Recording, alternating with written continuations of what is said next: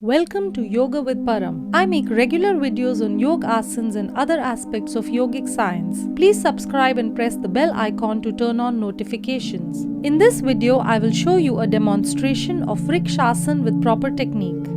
I will also guide you on some of the benefits of this asana and the precautions to be taken while practicing it. So please watch this video till the end. Start by standing comfortably in the middle of the mat with your back straight and shoulders erect.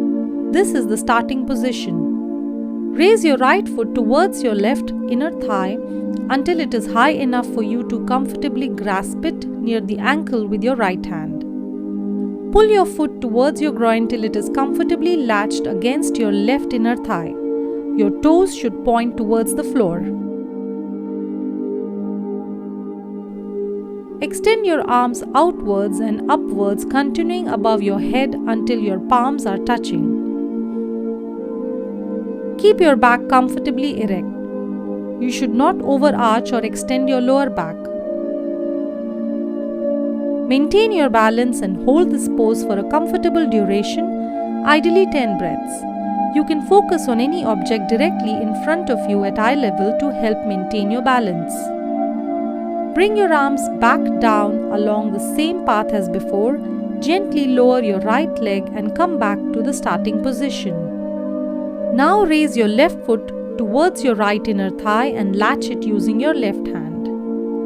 Keeping your back comfortably erect, raise your arms up and touch your palms against each other.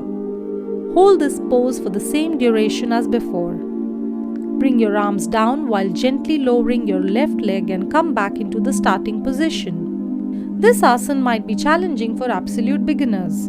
I will be posting more videos about asanas focused on building core strength, so please do subscribe to the channel and don't miss any updates and new videos.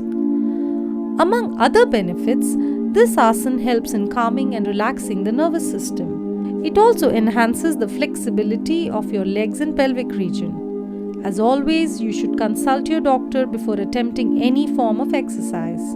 This asana is not recommended for people suffering from knee or spinal ailments. It is also not recommended if you suffer from high blood pressure. If you have any questions, you can ask me in the comment section. I will try to answer all your queries. Stay healthy, stay happy.